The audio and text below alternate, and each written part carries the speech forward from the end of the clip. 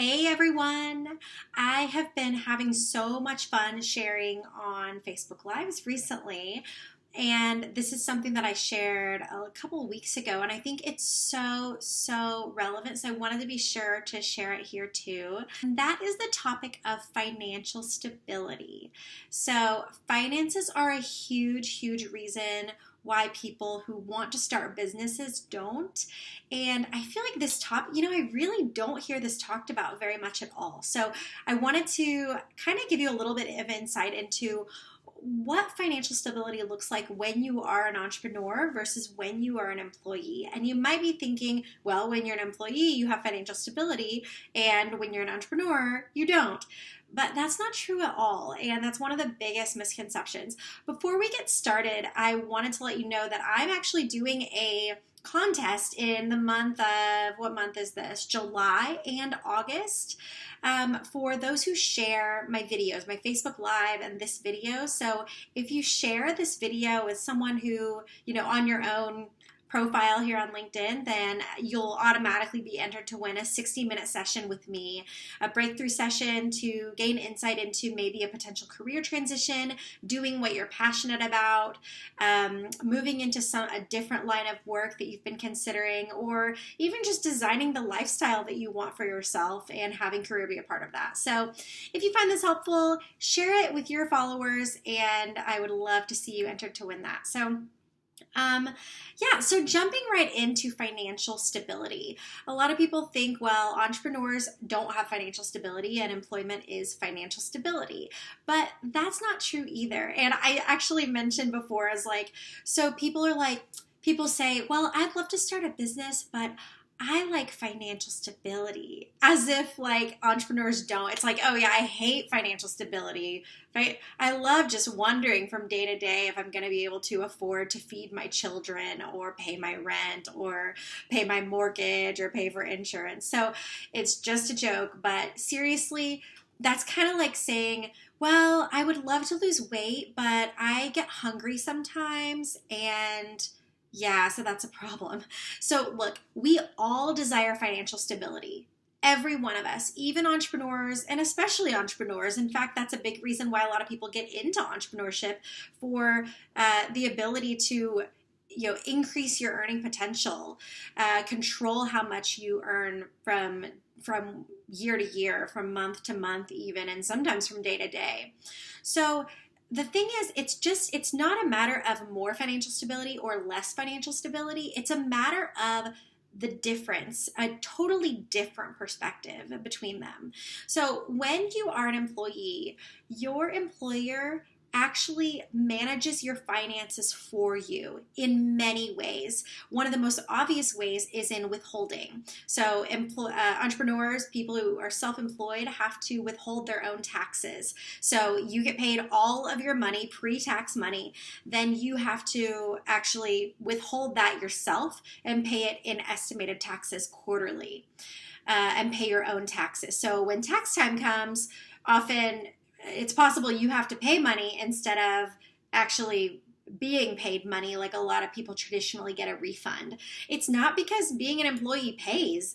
It's because obviously your employer, the company you work for, withheld money already from you, so it never even saw your bank account at all. It was all withheld for you. Granted, you choose how much you want to withhold, right? And then it seems a refund, seems like you're getting this gift from the government. And yeah, don't be fooled. That's done that way on purpose, because if everyone had a tax bill like mine, there'd be riots in the street. So anyway, so your employer and your company actually withholds your finances, your taxes for you. So that's one way your employer actually helps you manage your money. Two, your employer helps you manage your money by helping deal with your insurance. So if you have a full-time job, it's likely that your employer is providing some of your benefits, including health insurance. So that's something that may come out of your check before you even get it either. If that's even something that comes out of your check, it may be something that's fully provided by your employer or partly provided by your employer. So that's a second way your employer manages your finances for you, so you don't have to do it. And then the third way it might not be so obvious, is that your employer actually rations out your pay. Your employer doesn't give you $50,000 or $100,000 or $200,000 or $30,000, however much you make, your employer doesn't give that to you on January 1st and say, have fun, okay, hope you don't spend it all before December 31st. No way. You get paid every month, or you get paid every 2 weeks or something. So your money's actually rationed out. And you may feel like, oh, well, this isn't that big of a deal. But for 80+% of Americans, it is, because it means that 80+% of Americans spend all their money before their next paycheck. So that's actually not financially stable at all, if you think about it. That means that at the end of their paycheck, they are fully dependent on a paycheck coming in so that they can feed their kids or feed themselves or pay their rent or whatever. And the truth is, people think that jobs are stable, and in Oklahoma, everybody knows that's not true, because in the oil and gas industry here, there are like layoffs all the time. There was just another round of layoffs where one of the biggest oil companies in the city laid off 20% of its employees. So your job is not as safe as you think it is. Now, I'm not saying there's a dichotomy between a job being better or entrepreneurship being better. It's just a totally different mindset. So when you're an entrepreneur, in contrast, you manage all your own money. If you get paid $10,000 one month and you get paid $2,000 the next month, first of all, that's not a good business to be in. Hopefully you're not in that situation.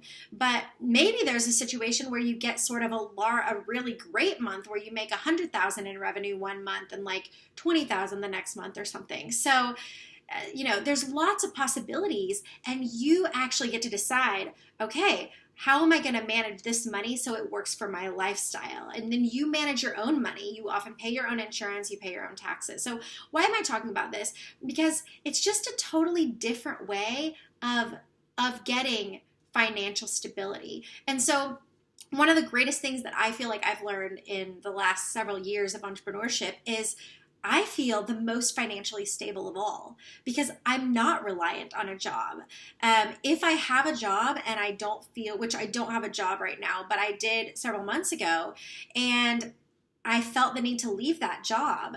And because I know how to make money, I know how to manage my own finances, I know how to get clients, I know how to make money online, then I was in the ultimate financial stability situation. Because most people are like, they're tied to a job that they either don't like, could be even worse than that, like a toxic work situation, or doing work that they hate, something along those lines, or even doing something that they don't stand by, they feel is not ethical or not moral. And that's not the majority of situations, but I've definitely heard of that happening, and they feel obligated to stay in that situation.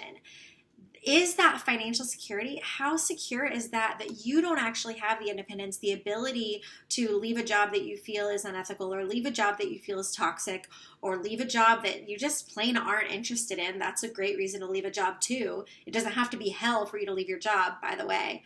But you can't do that because you're stuck, because you literally couldn't survive if you didn't get your next paycheck. What if that company closed its doors? Stranger things have happened, guys. Like, let's just be real. It's unlikely, maybe, but in this day and age, it's becoming less and less unlikely that could happen. Are you prepared financially if you didn't get that paycheck? If something happened, maybe even someone in HR like quits and then the paycheck is delayed, are you going to be screwed? Because if so, that is not financial stability. Maybe you have a job, but that sounds incredibly unstable to me. So maybe you're watching this and you're thinking, okay, well, you're saying that a lot of employees don't save their money or don't have good financial habits, and that's not the norm. Well, first of all, it is the norm. It may not be your situation, and that's great. So even if it's not, though, there is the ability to know how to earn money, to be able to generate it on demand by knowing how to get clients, by knowing how to generate revenue, by knowing how to add value to the marketplace firsthand, so that there's no middleman, there's nothing that could be stopping you from earning that money. That is real financial stability. So I don't know if LinkedIn still has a 10-minute time limit on these videos, but if so, I'm approaching 10 minutes. So that's what I wanted to share with you today. Let me know in the comments, do you agree? Do you feel as if a job provides a financial stability? Are you an entrepreneur? What is that like for you? So share in the comments below.